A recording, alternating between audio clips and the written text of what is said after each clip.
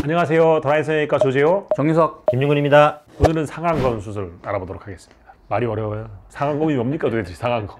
밑눈꺼풀입니다. 밑눈꺼풀. 밑눈꺼풀, 상안검. 아랫눈꺼풀, 하안검. 그리고 이제 상안검 성형술, 윗눈꺼풀에 하는 모든 성형술을 사실 말하는 거거든요.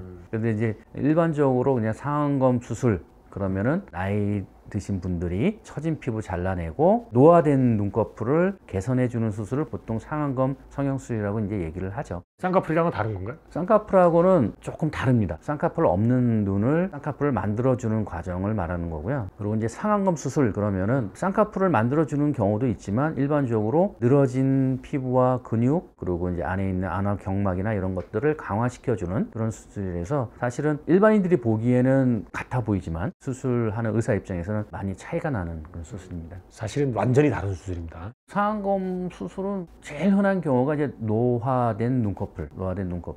연세가 드시게 되면 이 눈꺼풀이 이렇게 처져갖고 눈을 이렇게 덮잖아요. 시야를 이제 완전히 가리게 되니까 덮은 피부를 잘라내고 시야를 좋게 해주는 그게 이제 가장 흔한 경우고요. 원래 쌍꺼풀이 있던 분들이 노화가 되면서 쌍꺼풀 모양이 찌그러지기 시작하니까 찌그러진 쌍꺼풀을 다시 깨끗하게 만들기 위해서 이제 하는 경우가 있고요. 그리고 이제 재수술. 그러면 이제 상안검 수술을 하면 인상이 사나워진다라는 소리 있는데 그거 어떻게 생각하십니까? 나이가 들잖아요. 그러면은 이 눈꺼풀만 처지는 게 아니고 얼굴의 조직이 다 이렇게 처져요. 처지죠. 그러다 보니까 이마도 처지고 눈썹도 처져 내려오고 눈꼬리 옆에 피부도 처져 내려오고 그렇게 되면은 시야가 점점 안 좋아지니까 사람들이 어떻게 하냐면은 이러고 쳐다보거든요. 눈꺼풀에 있는 처진 피부를 잘라내서 해결해 드리면 내가 이걸 들고 있을 필요가 없잖아요. 그러니까는 들고 있던 눈썹이 수술하고 나면 툭 하고 내려와요. 툭 하고 내려오니까 눈썹하고 눈 사이 거리가 좁아져요. 거기에 짙은 쌍꺼풀이 푹 찌니까 눈에 그냥 힘을 잔뜩 주고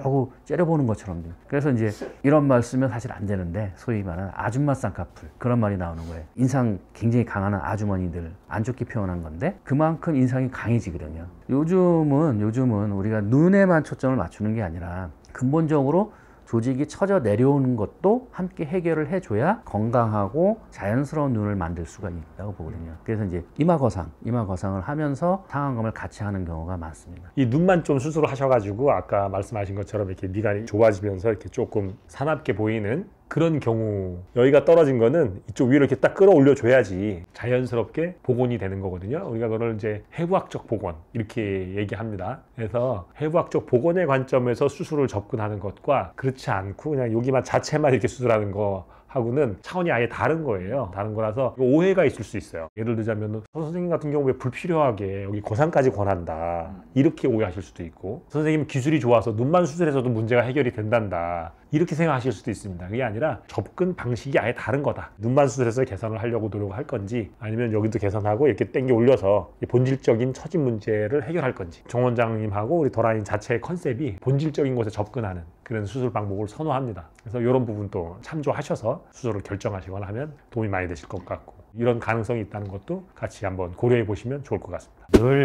나오는 질문 있지 않습니까? 얼마나 아픈지, 마취는 어떻게 하는지. 원래 국소 마취가 원칙이에요. 눈밑 같은 경우에는 주무시든 깨어있든 상관없이 이제 수술이 가능한데 위에 눈동자는 이게 굉장히 정적인 구조가 아니라 동적인 구조거든요. 그렇죠. 많이 움직이죠. 그러니까 이 움직임을 맞춰야 되거든요. 주무시는 동안에 수술한다는 게 사실 말이 안 돼요. 깨어있는 상태에서 눈을 떴다 감았다 하면서 눈 모양이나 쌍꺼풀 크기도 맞추지만 속눈썹이 눈을 뜰 때 살짝 들리는 정도도 맞춰야 되거든요. 주무시는 동안에는 안 돼요. 그러면 이제 수술을 했는데 회복 기간은 어느 정도 됐는지 궁금해 하실 것 같아요. 수술을 하고 보기 흉하게 부어있는 기간 일주일. 수술했는데 보기 좋네? 한 달. 그리고 이제 수술하고 난 뒤에 한 3개월 정도 되면 수술한 것 같은데? 정도의 느낌. 6개월 정도가 되면 나 수술했어 라고 얘기를 해주지 않으면 바로 알아보기 어려울 정도가 되고요. 1년 넘어가면 나 수술했다라는 말 안 하면 전혀 구분이 안 됩니다. 자리 잡을 때까지는 1년 이상의 시간이 필요한 거죠. 오늘은 상안검 수술에 대해서 알아봤습니다. 오늘 내용이 도움이 되셨다면 구독, 좋아요. 알림 설정 부탁드립니다. 안녕.